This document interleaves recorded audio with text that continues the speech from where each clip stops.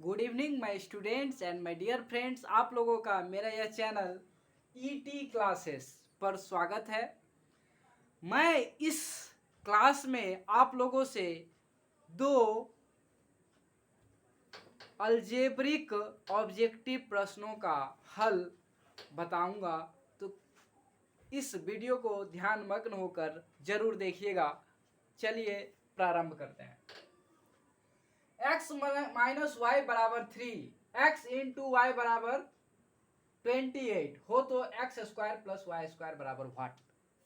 यहाँ पर x minus y का वैल्यू गिवन है, एक्स वाई का वैल्यू गिवन है, x इंटू वाई का वैल्यू गिवन है और x square plus y square का वैल्यू पूछा जा रहा है। कैसे फाइंड करेंगे इसका वैल्यू? यदि x माइनस वाई दिया रहे, x इंटू वाई दिया रहे और x square plus y square पूछे तो कैसे इसका वैल्यू फाइंड कीजिएगा? तो x square plus y square अर्थात x को a मानिए और y को b मानिए, ए स्क्वायर प्लस बी स्क्वायर। ए स्क्वायर प्लस बी स्क्वायर का सूत्र बताइए हमको।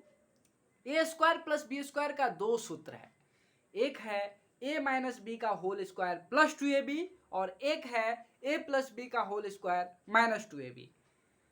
तो इस सवाल में कौन से सूत्र का उपयोग करेंगे? तो देखेंगे कि किसका मान दिया गया है, किसका वैल्यू गिवन है। तो चलिए यहाँ पर x माइनस वाई का वैल्यू गिवन है और x इंटू वाई का वैल्यू गिवन है। तो कौन सा फॉर्मूला यूज करेंगे? ए स्क्वायर प्लस बी स्क्वायर का कौन सा फॉर्मूला यूज करेंगे जिसमें a माइनस बी रहे, जिसमें माइनस वाला हो, अर्थात a माइनस बी का होल स्क्वायर प्लस 2ab ज़्यादा बेहतर होगा और उसी से हम लोग इसका वैल्यू को क्या कर पाएंगे, फाइंड कर पाएंगे इजी से। तो चलिए आरंभ करते हैं। सबसे पहले हल लिखेंगे और जो दिया गया है उसको लिख लेंगे।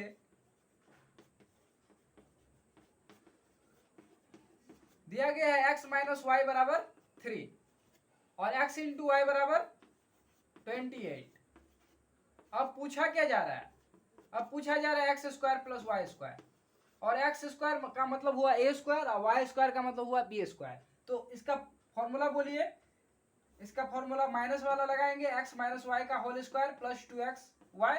प्लस वाला क्यों नहीं लगाएं यहाँ? क्योंकि यहाँ पर देखिए माइनस वाला फॉर्मूला लगाएं तो माइनस का वैल्यू गिवन है, पुट कर पाएंगे। अब प्लस वाला फॉर्मूला अगर यहाँ लगा देते हैं minus 2xy, x into y का वैल्यू तो आप पुट कर लेते हैं, लेकिन एक्स प्लस वाई अगर लिखते हैं तो इसका वैल्यू, इसको सॉल्व करके निकाल के इसको सॉल्व कीजिएगा तो लेंदी हो जाएगा, बहुत बड़ा सम्स हो जाएगा। तो जो गणित में जो इजी मेथड होता है, जो इजी प्रोसेस होता है, जितना अच्छी तरह से, जितना आसानी से, जितना सटीक जो बनाएगा उतना बेहतर माना जाएगा। तो इसीलिए आसानी से किसी भी सम्स को बनाना सीखिए। चलिए देखते हैं। तो यहाँ पर x माइनस वाई का वैल्यू पुट कीजिए, दिया गया है 3, तो 3 का स्क्वायर कीजिए अब प्लस 2 और एक्स वाई का वैल्यू हमको बताइए। x इंटू वाई का वैल्यू दिया हुआ है, x इंटू वाई मतलब एक्स वाई, तो 2 इंटू 28।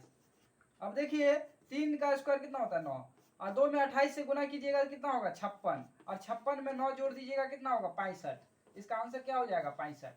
तो इस तरह से क्लियरली इस सवाल को हम लोग क्या करेंगे, बना लेंगे। देखिए कितना इजी सवाल है। तो यह एक बच्चे द्वारा पूछा गया प्रश्न है, तो इसीलिए मैं इस प्रश्न को पर्सनली सॉल्व करके बताया हूं। तो चलिए अब दूसरा सवाल क्या है? दूसरा सवाल है, यदि हम लोग 6x to the power 7 plus 5x to the power 4 plus 9 ये एक ठो बीज गणितीय बहुपद है।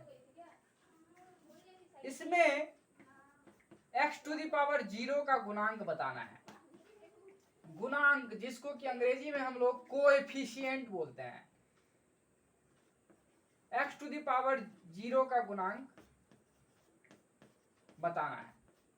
यह प्रश्न वेस्ट बंगाल बोर्ड के माध्यमिक एग्जाम में भी ऑब्जेक्टिव में 1 नंबर के लिए प्रश्न पूछा जा चुका है। तो ध्यान से जरूर देखिएगा इस प्रश्न को। बहुत ही आसान प्रश्न है, जिसका कॉन्सेप्ट क्लियर रहेगा, बेसिक नॉलेज अच्छी होगी जिसके पास, वो प्रश्न को देखने मात्र से ही उसका आंसर बता देगा। तो इसीलिए चलिए देखिए कैसे बनाएंगे। ये 6 to the power 6x to the power 7 plus 5x to the power 4 plus 9 में x टू द पावर 0 का गुणांक बताना है। यदि हम लोगों को x टू द पावर 7 का गुणांक पूछता तो हम लोग बोलते 6।